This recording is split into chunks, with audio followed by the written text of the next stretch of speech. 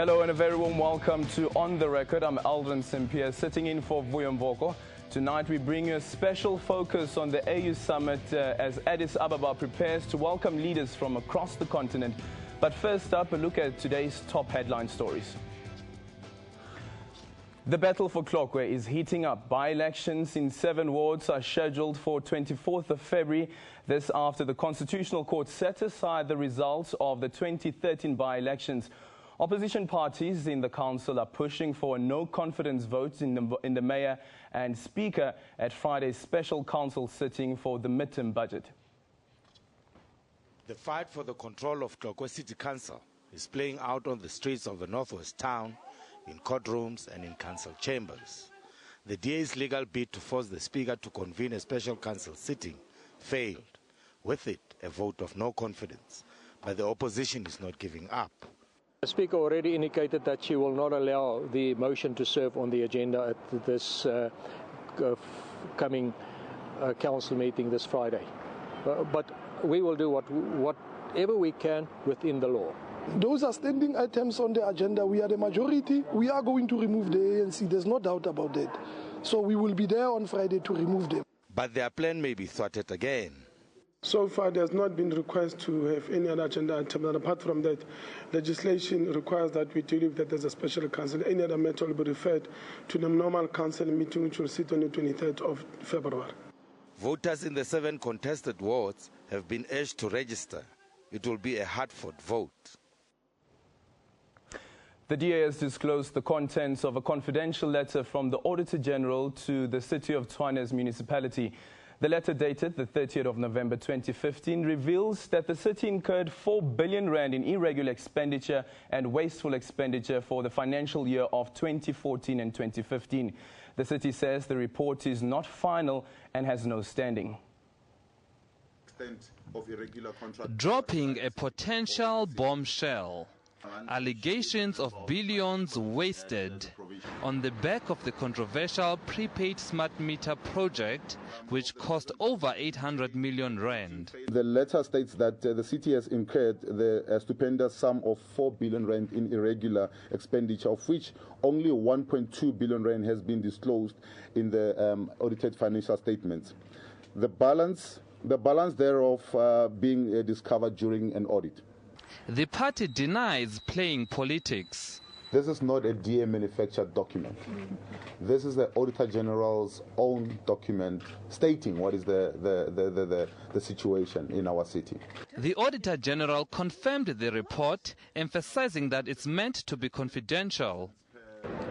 The city of Tshwane has dismissed allegations of irregular and wasteful expenditure worth billions. It says the DA has jumped the gun and it has called on the public to wait for the final Auditor General report, expected to be tabled to Council later this week.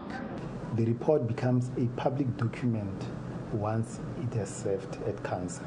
And it has not served at Council, and we have not received the final report yet.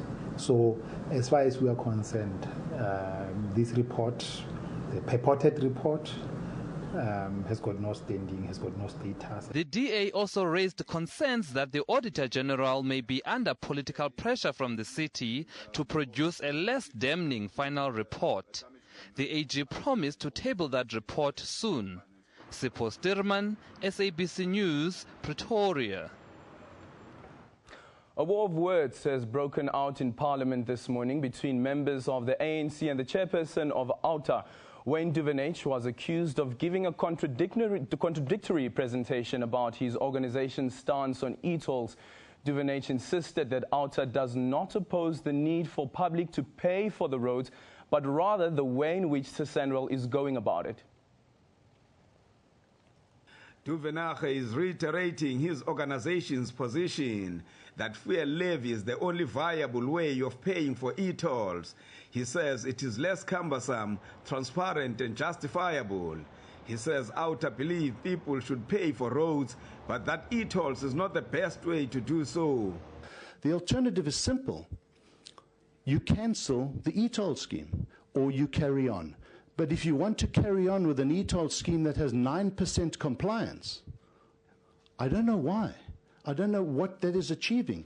because the 9% of people going under the gantries and paying are getting very angry with the fact that 91% aren't. All OUTA have done, all we have done is said, has it been right for civil society to disobey an unjust process? Absolutely. Will we defend them in court? Absolutely. But members of the ANC disagree. They even warn Gauteng residents of the consequences of not complying with SANRAL's rules. Fuel levy is the only. And no, it's not the only, sir. Okay. It cannot be the only. I also urge South Africans to just comply. Because there's nothing that kills a country than a person that doesn't comply to it. Sure. You build a country because you comply. You assist your country. What have you done for your country if ever you always want free things? It cannot happen. Other lawmakers suggested that both OUTA and SANRAL and all other interested stakeholders must make their presentation before Parliament again. Manelisi Tubase, SABC News, Parliament. The KZN Utukela district's decision to award 16 of its 113 bursaries to maidens has been met with multiple criticisms and ignited widespread debate. Dubbed the Maidens Bursary Awards, the grants have been earmarked for sexually inactive students. Renewal of the bursary is based on the students' ability to remain sexually inactive during the course of their studies and provide proof from regular virginity testing. Utukela Municipality Mayor Tutu Mazibuko now joins us on the line to talk to us more about this. Good evening, Mayor, and thank you so much for joining us. First of all, I'm sure you've seen all the criticism leveled against your council's decision to go ahead with this bursary scheme. Would you say it is constitutional? I wouldn't say it is constitutional, and we are open to criticism. But what we would like to see more is when people are criticizing, they are putting something else on the table. Because as a country, as a district, we are faced with a high teenage pregnancy. We are faced with teenagers that are infected with HIV and AIDS on a daily basis. So as a municipality, that concerns us because we've got very high numbers of young people that are infected and affected by this. So we would like to hear the critics coming up with something that would work for us, that will see us reducing this infection. Mayor, I was actually expecting you to say that this decision that you guys have taken doesn't contradict the Constitution, and you sitting there and you're saying that you would not say that it's not constitutional.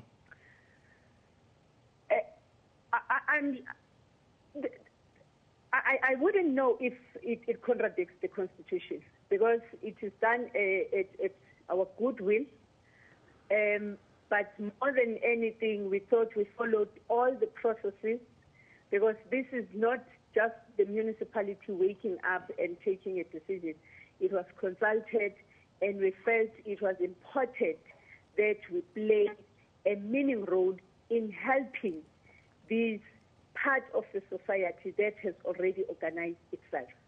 Well, the intention of the bursary scheme seems to be quite profound, and that's something that government has been trying to tackle, and that's teenage pregnancy in high school and now all the way to primary, starting from primary school as well. But don't you think what going ahead with this bursary scheme that you are actually in actual fact setting aside the rights of females and young women to participate and be part of such a bursary scheme?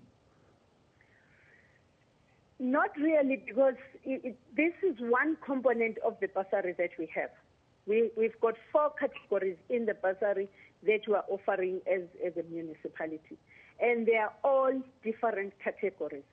So everyone is accommodated, except that maybe for the 3rd category, which is to pay the outstanding debt. If you have not been in the university, then you would not partake to it.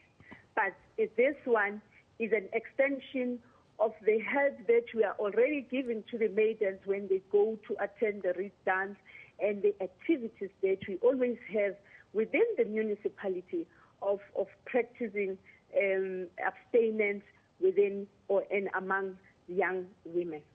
Final question to you, Mayor, before I let you go, is that One of the criteria of this bursary schemes for the maidens to make sure that they still receive money from your municipalities for their studies is that they must prove that they are still virgins and have been sexually inactive.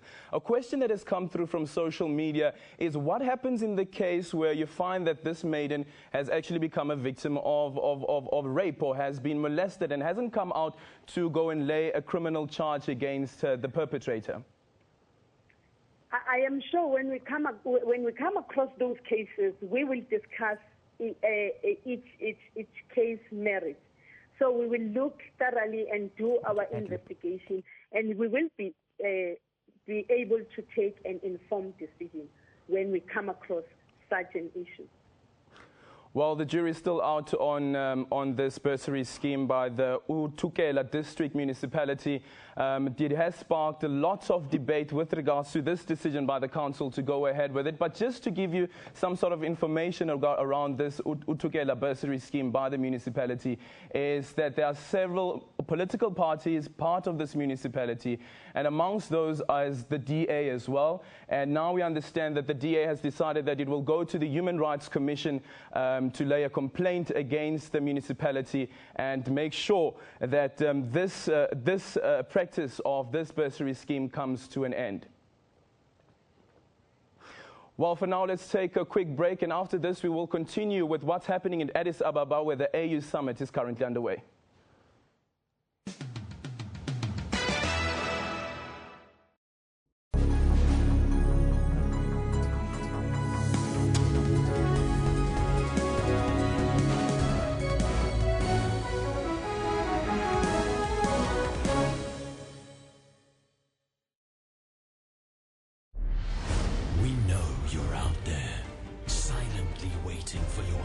In the limelight.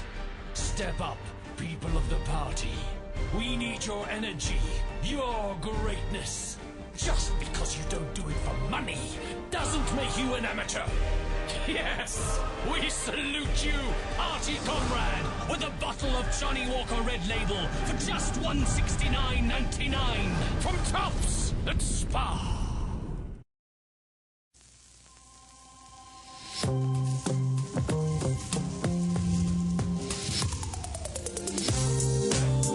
New Castle Milk Stout Chocolate Infused. Savor the moment. The crafted chocolate stout made to be savored responsibly by people over the age of 18.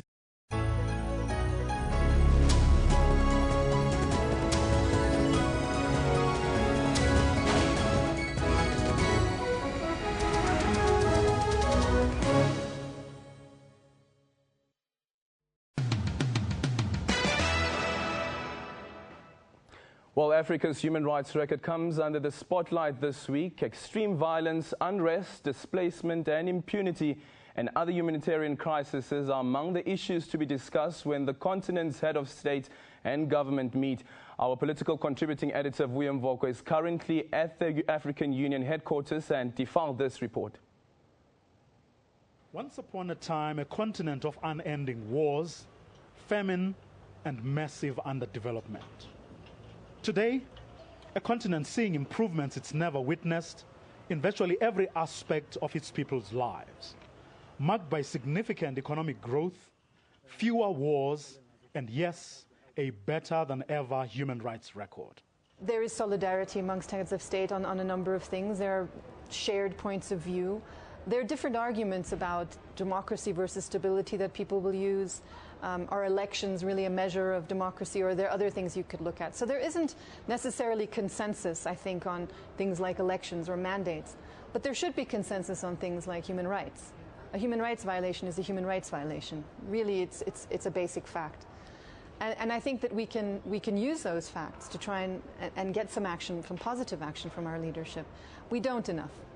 In a period the UN says it has seen a brutal disregard of human rights, extreme violence, persisting impunity, and the worst displacement the world has ever seen since the World War, it's impossible to ignore the slaughter of civilians, gang rapes, and sexual slavery that haven't stopped in war-torn Sudan.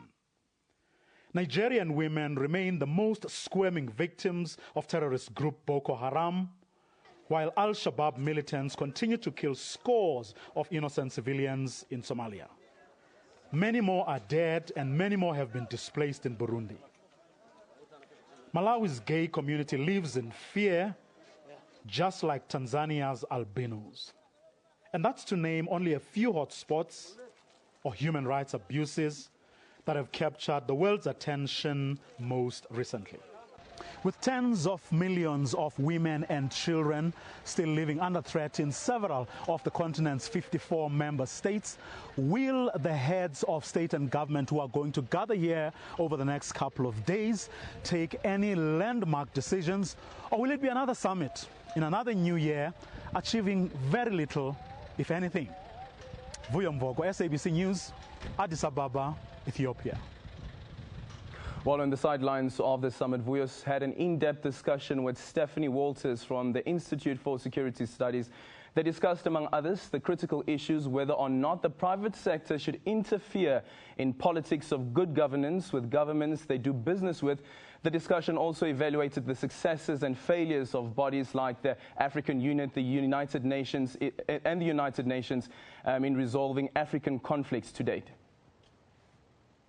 Why do you think, leaders are kind of reluctant to act or do as they say? On controversial issues? Yes. Well, I think, there is solidarity amongst heads of state on a number of things. There are shared points of view. There are different arguments about democracy versus stability that people will use. Are elections really a measure of democracy, or are there other things you could look at? So there isn't necessarily consensus, I think, on things like elections or mandates. But there should be consensus on things like human rights. A human rights violation is a human rights violation. Really, it's a basic fact. And I think that we can use those facts to try and get some action, positive action from our leadership. We don't enough. That's the truth. And in some countries, people aren't free to vote for who they would like to have in office. And then, of course, presidents are able to abuse that power. So there are still varying different views on some key issues on the continent, which is, again, why the African Union can play an important role in making sure that civilians don't get caught in these political power grabs that we so often see, because that's what happens. We see the civilians, the numbers of deaths, the numbers of displaced, the numbers of missing, the numbers of kidnapped rise and rise and rise, while the political will is not there to do something. Civil society, what role should civil society play? Well, I think the role of civil society is to act as a watchdog and to try and push for improvement on governance in countries where that is an issue, improvement on human rights. It's an alternative voice. Its job is to call attention to issues that aren't paid attention to by government, to advocate for people who can't necessarily do it on their own, and to keep issues that are important in the forefront, whether that's the media or a civil society organization or an advocacy organization or a human rights organization. That's what they do. They keep reminding us of what we need to know about what's happening in our countries or our continent. And I think that in some cases they do tremendously courageous work. In Burundi, we have a very strong civil society. Unfortunately, many of them now in exile, pushed into exile as a result of people being threatened and in many instances also killed or physically injured. But that is a strong civil society. There was also very strong media there. And it played an important role. But at the end of the day, if the government wants to employ force against those entities, then there's nothing civil society can do. What should be business's role? I think business has to be aware of the environment in which it operates. If you're a large company and you're an international company and you're operating in a country like, for example, the DRC, you need to be aware of the political surroundings that you're operating in, of the level of corruption and power peddling that goes on. You can't go into such a situation blindly and then throw your hands up and say you didn't know because you're the private sector. Private sector makes deals with government for mining access and so on and so forth. So you can hold the government to certain standards. And I think, especially with companies that have shareholders, I mean, that they are accountable to their shareholders. And so there is pressure, there is leverage. And in many cases, companies have chosen not to get involved in countries that are very controversial. But I do think business could be playing a bigger role in just trying to clean up private sector in Africa, whether that's domestic or international business. I mean, that's a tall order. And it's not their job alone. And I think that that's also the other side of the debate. Often the private sector that does operate in difficult zones gets fingers pointed at it, even though it's not necessarily done anything wrong. I think it comes from both sides. But business has an important role to play. It's investment, it's economic growth, it's jobs. It's important, so it has to be a player in the conversation. Could be, but are they? It depends. I think we have to look at different sectors. I think we have to look at different countries. I think that the business practices that we're aware of that aren't always transparent are still very prevalent, too prevalent. But I do think there's been some improvement. I mean, we have some international standards about how business can operate. The United States has very strict standards. Other countries have very strict standards. They're not always applied as much as they should be. But there is a cognizance that the operating environment and the interaction between the operating environment and the business is important and should be scrutinized. But more can be done. There's no question about that. Well, on a scale of 1 to 5, where are we as a continent, in terms of, conflict and violence and how it affects human rights? Oh, that's a difficult one. 1 to 10, I'd say we're probably at about a 6.5. But we certainly see a lot of recurring conflict and a lot of conflicts we thought had perhaps been resolved that have now relapsed, notably South Sudan, but also Burundi, and the Great Lakes region at large, the conflict in DRC never having been fully resolved, ongoing political tensions with the opposition in Rwanda, no open conflict, but concerns there. And then, of course, West Africa has a number of challenges as a result of the terrorist activities there and their influence on national politics. So still some quite active conflict zones there. The Central African Republic, although it has gone through the first round of voting, it is still in a state of conflict at this stage, and there's much work to be done. Then, of course, we have Boko Haram, very active in Niger, Nigeria, Chad, and Cameroon, and growing.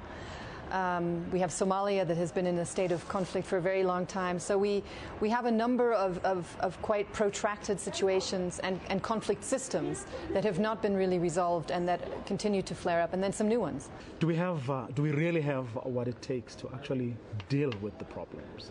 I mean, we have some very standard peacekeeping tools that we tend to employ in situations where there's been a protracted conflict and then some kind of political settlement. We tend to deploy African Union peacekeeping forces or UN peacekeeping forces, costly and logistically difficult. Sometimes they are successful, and often they're not. I think our toolbox has become perhaps a little bit outdated. And so we're not able to prevent violence as much as we should be able to. We're not able to prevent escalation of conflict even once political settlements have been made. We're not able to prevent a backsliding.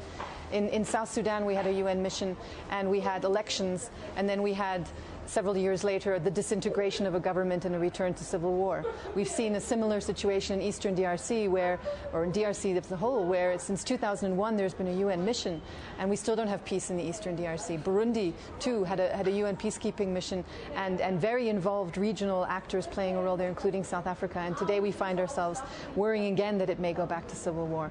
So I think we need to think out of the box a little bit more, and I think that we need to also look at situations much earlier than we do. And we need to also really be tough on leaders in these countries where we see crackdowns on human rights and a tightening of the political space. Often those are the first signs that perhaps conflict could follow. What do we need? What is missing from that toolbox? I think, a deterrent factor in the African Union could perhaps play a very important role there. I mean, we have this continental body that has grown stronger in the last decade and is taking some bold steps, notably in Burundi. But we still face, at the end of the day, the will of the heads of state, of the member states. Will they vote for the deployment of a force to Burundi, or will they worry about the precedent that could set for intervention in their own affairs? I think we need to have better standards. We need better norms in Africa. We had, 25 years ago, 20 years ago, a lot of coups happening, and different responses to those coups by the then Organization of African Unity. Today we've moved on. A coup is a coup. It's illegitimate. You get kicked out of the AU if you do that. We need to apply those kinds of sanctions and those kinds of rigorous responses on other levels. Human rights violations, attacks by security forces on civilians, those types of things. We really need to improve those standards, and clearly the African Union is the body that can gradually try and enforce that change and create that change also at the level of the heads of state, hopefully. Well, are Africa's heads of state actually doing that? I think it depends on you're looking at. I mean, South Africa, of course, should and could and has, in some instances, played a really leading role on moral issues on the continent. It's the most stable democracy, I would argue. Many would argue. We have other examples in Southern Africa, of course, Botswana, that is very stable as well. But I think South Africa can exert moral leadership and can lead by example. And so it's countries like that need to take bold action. I think Nigeria, having just been through a remarkable change internally, and we're all hoping that Buhari continues to clean up corruption in his country and really does take good governance as seriously as he says he intends to, that would make an even stronger Nigeria. And so those are the countries that I think need to lead. Others can do it too, but I think we do need those big countries, economically, morally, and also in some cases with peacekeeping capacity, of course, to take the lead and to speak clearly about what they think should be the standards that we need to aim for in the future across the continent. Well, the tight race for the member states of the African Union, Vision 2020, all guns must be silenced in the next 4 years. Whether that will happen, we will wait and see. After the break, we bring you more from Addis. Stay with us.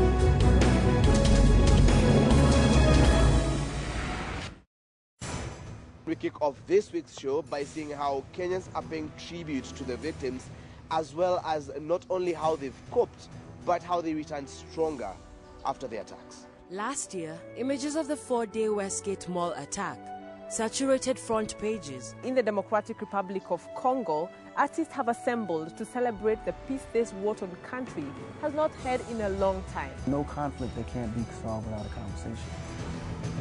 The Journal, every Saturday at 1:30 on SABC News.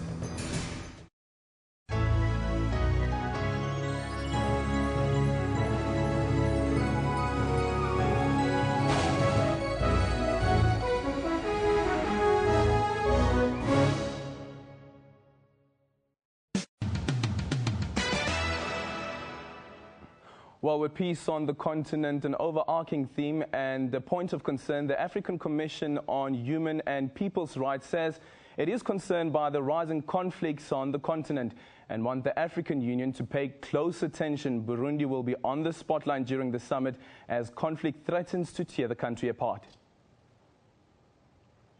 Peace remains elusive in parts of the continent, from terror attacks in East and West Africa to sectarian war in Central Africa, and fears of more violence in countries set to hold elections. I think for all of us, the African Union and all its organs, to pay particular attention to the issue of elections, to ensure that people don't die simply because there is an election. But the insecurity or the conflict that some countries are experiencing give rise to a problem of internal displacement of people, including refugees. Burundi is expected to dominate the African Union summit as the country continues to refuse an AU peacekeeping force. There are issues of targeted assassination, and the right to freedom of expression has also been impacted upon because most journalists have fled the country. There are fears Burundi could face an all-out civil war after talks between government and the UN Security Council failed to reach a settlement.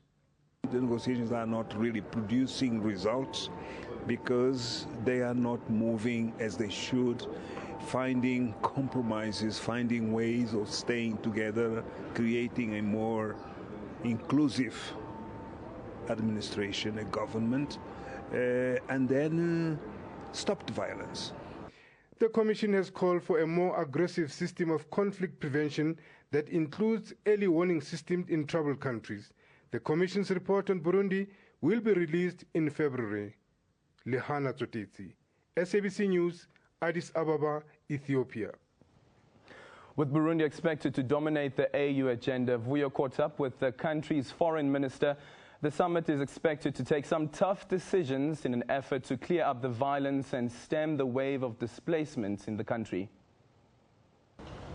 The situation back in Burundi is quiet and very much under control. I can tell you that irrespective of what the narrative has been over the last months, even as we speak, in Burundi, people sleep peacefully. The UN Security Council, when they visited Burundi 3 or 4 days ago, they were able to see it for themselves. They even took a ride into the countryside to visit, to see the president, and we had to go back to the capital for them to take their flight when they arrived around 9:30, 10 p.m. And the road was peaceful, going and coming.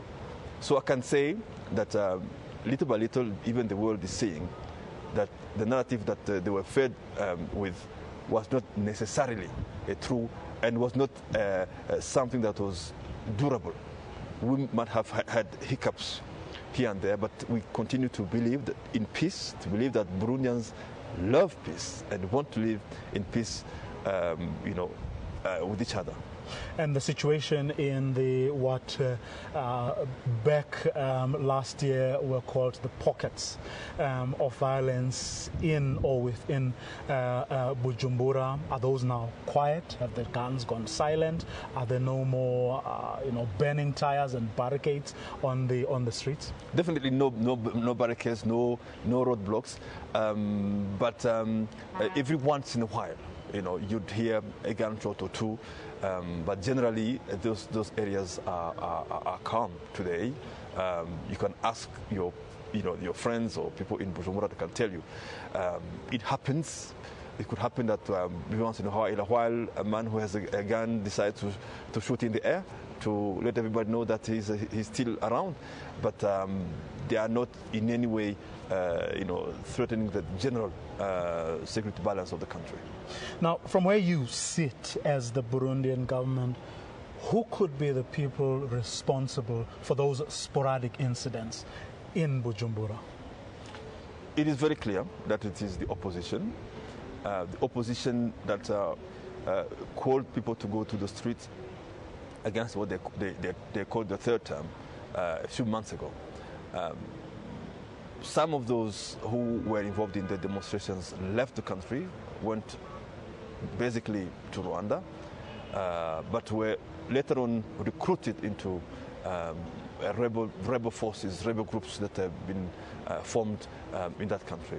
And eventually they even attacked Burundi on July the 10th, an attack which was crushed, as you recall. But they have done even more than that, because they had also done some sort of individual targeting.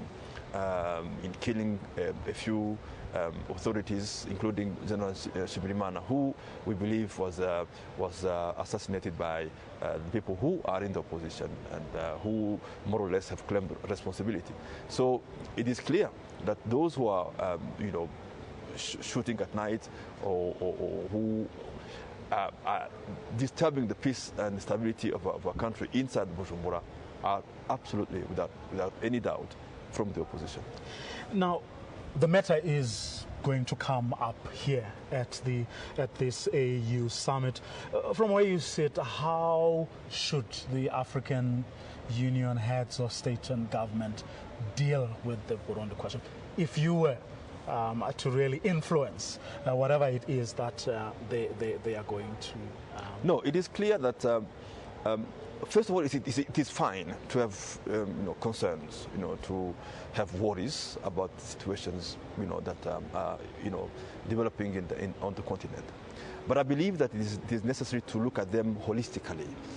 You cannot look at the situation in Burundi from one angle or from one aspect.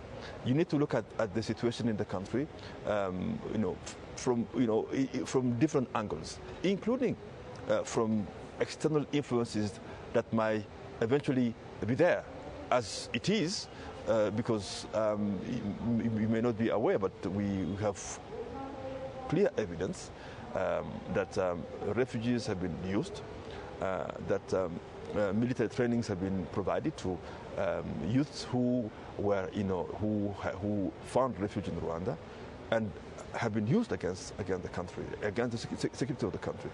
So if you look at the situation in the country, say you want to send troops as it has happened a few weeks ago, as if the problems were just emanating from within, then you're making a big mistake.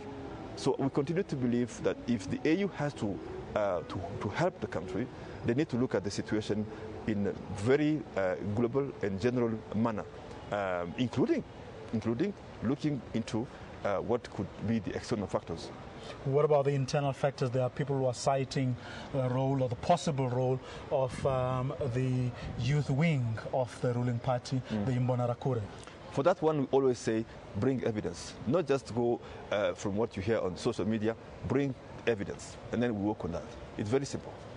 Now, this summit is going to come and go, and from what we're hearing, beyond the summit, there could be a proposal put on the table of an African Union delegation that is going to go to Burundi for a period. We don't know how long a period.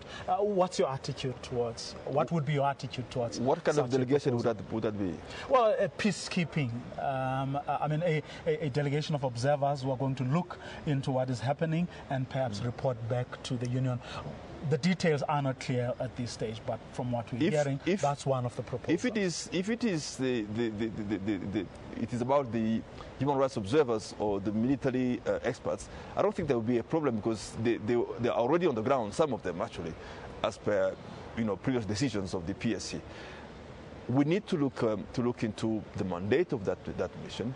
We need to look into the duration of that mission, and also the areas of coverage. It is quite important that if there are indeed violations of human rights that they are reported about, but if there is any advisory role that could be played by that mission, it could be fine as well. What we are against, and what we will stand firm against even tomorrow, is the idea of sending troops to the country, because we don't think it is warranted. We continue to believe that the situation in Burundi is still under control, that there's very much manipulation, there's more manipulation to the matter than the reality suggests. So if the observers could be indeed neutral, and come to see for themselves, we'll be fine with that. But we have to sit down with the Commission to discuss all the modalities that are related to that, should indeed that proposal be accepted by the different organs of the AU. Why are you so firm on your rejection of a peacekeeping force, as was initially mooted? Because we don't understand why they came to that idea in the first place. First of all, how do you send troops without having made an assessment of the situation on the ground, militarily speaking? Have they done that? I don't think they have. Even the East African Standby Force itself, it had never done that assessment, which means that actually the decision was made upon guesses. Moreover, how do you send troops supposedly to protect civilians against crimes against humanity, against genocide, against crimes of war, as if you have an indication to that? What are the reports? Could you find me a single report that clearly indicates that Burundi is heading towards genocide, or that indeed the genocide has started? You wouldn't find any. So why would they make a decision based upon concepts that are not necessarily proven on the ground? And you are convinced, as the leaders of Burundi, that there will be no genocide whatsoever? Not only do we believe that there will be no genocide, but we are working against any genocide in Burundi.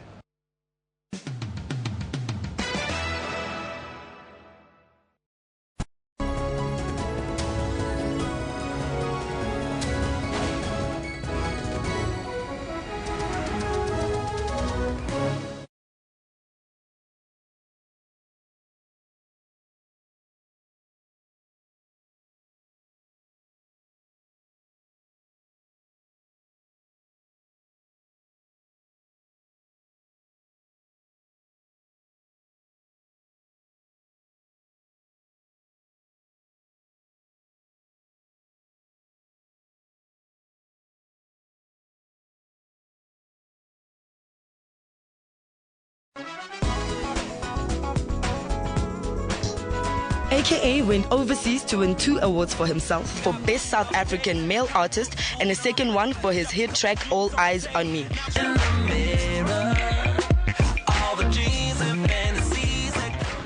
The Lamb film is nominated for Best Foreign category at the 2016 Oscars. We couldn't find finance until the script won a very prestigious prize in France. Dr. Pascal has inspired many in song and theatre presentation. And in 1985, when I came, I went to the SABC on the radio, and I was the voice of Africa. Catch Trends every Friday at 9 p.m.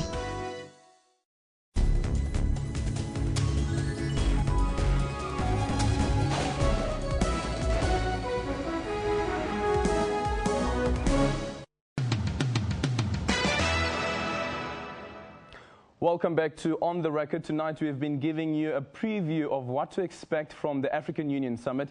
The clock continues to tick towards the summit getting underway in earnest. Our political contributing editor Vuyo Mvoko caught up with the office of the African Union Chairperson, the African Union Commission Chairperson, Dr. Nkosazana Dlamini Zuma's office to get a sense of all the other items expected to come up in the next couple of days. Just to give you a quick overview of what is going to happen, we are actually in the midst already of the summit.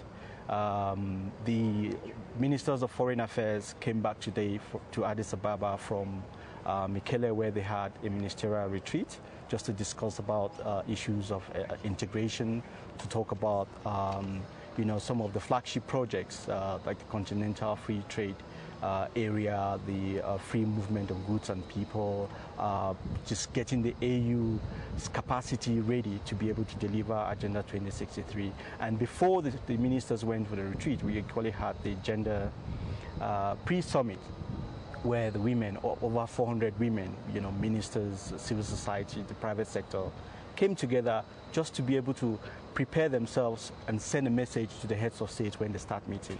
Now, beginning tomorrow, the Executive Council is going to meet, and they will be considering the report that would have been prepared by the members of the Permanent Representative Committee that met already for 3 days, and their report will be submitted to the Executive Council. They'll discuss it for the next 2 days, 27, 28, and on 29th we're going to have various meetings, one of which is, of course, the Peace and Security Council meeting. It's going to meet at the level of heads of state. And 30th, 31st, then we have the summit.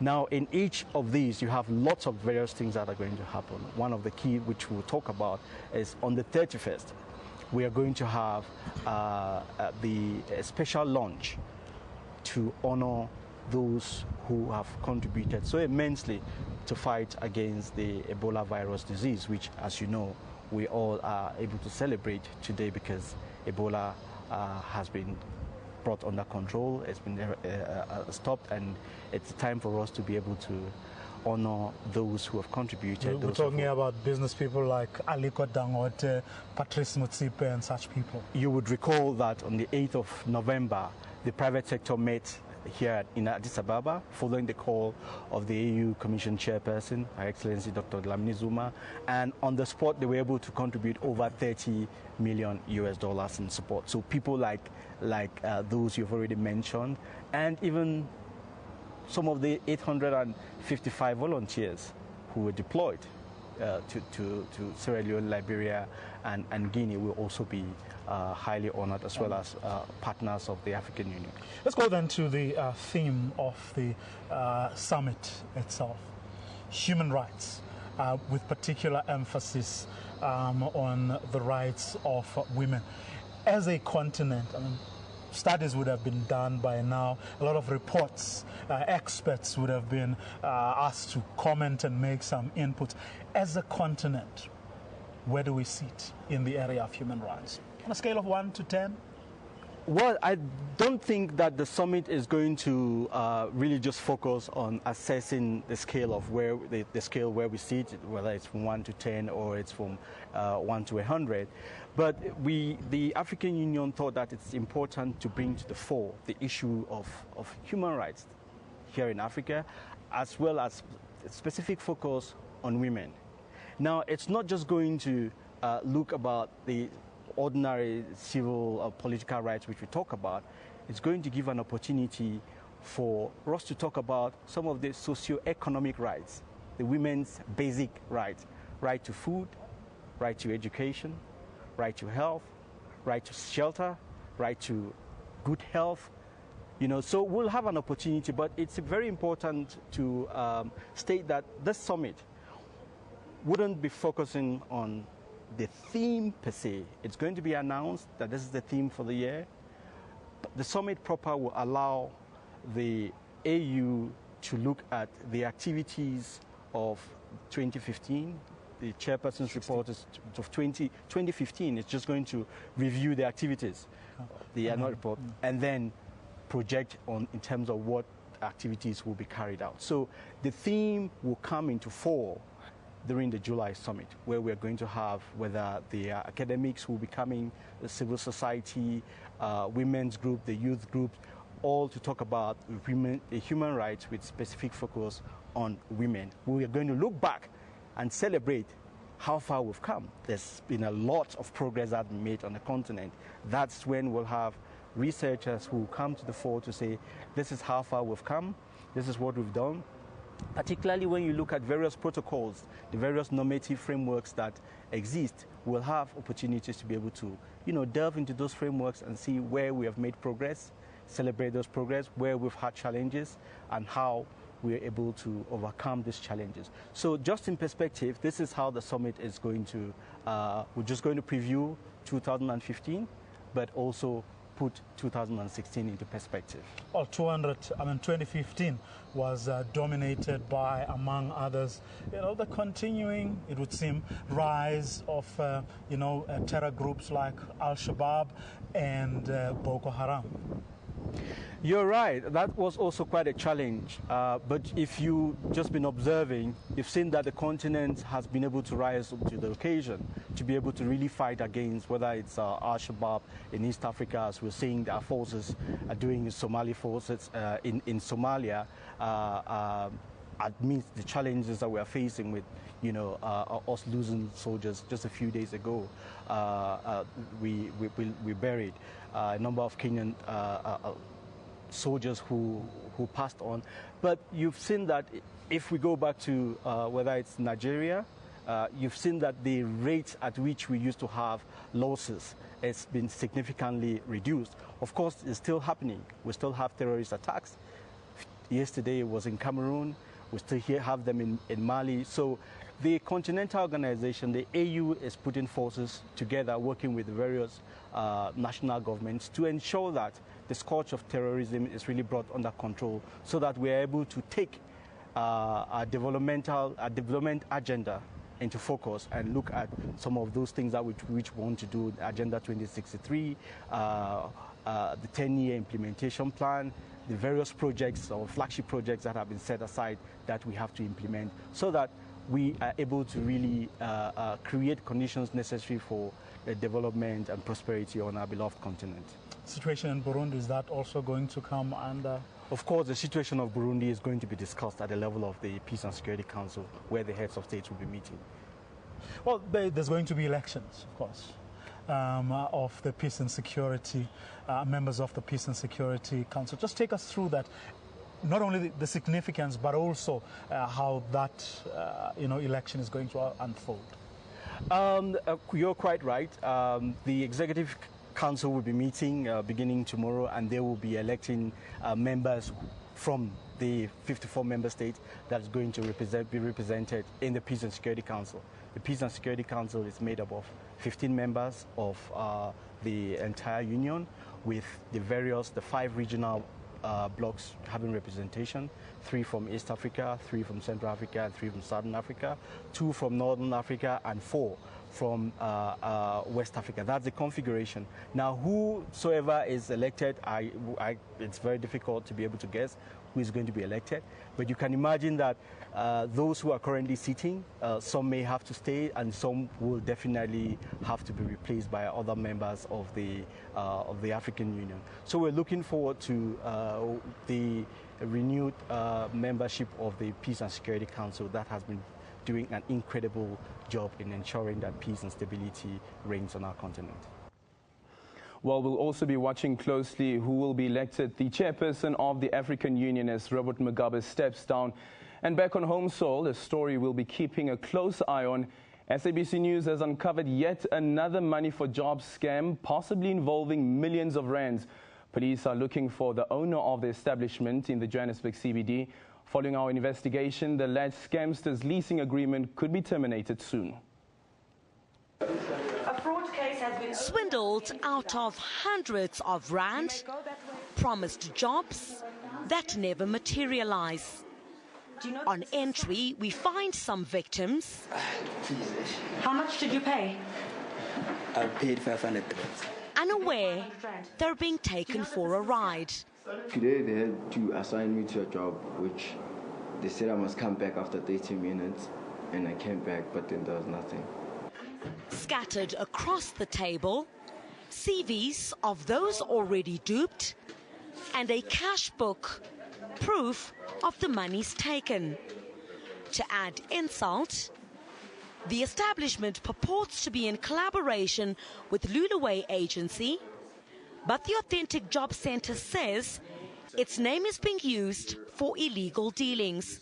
We started getting complaints of people saying they came into a center and they were charged 400 rand and they were promised a job, and where's their job? And as we sort of followed that trail, we started realizing that these guys are actually using our name. So we approached staff. Lulaway has been here before, and all that you are doing at this point is that people are coming and paying their monies here and not getting jobs at the end of the day. Huh? Why are you doing that? The investigating officer is looking for the suspects who, at this stage, is suspected to be in Nigeria.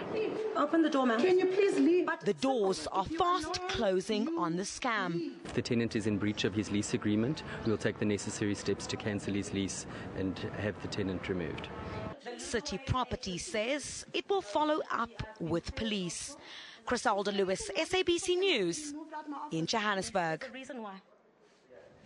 Well, that's all we have time for you tonight. 2 big stories to look forward to tomorrow is the DA's job march, as well as the ANC's Lekgotla concluding tomorrow.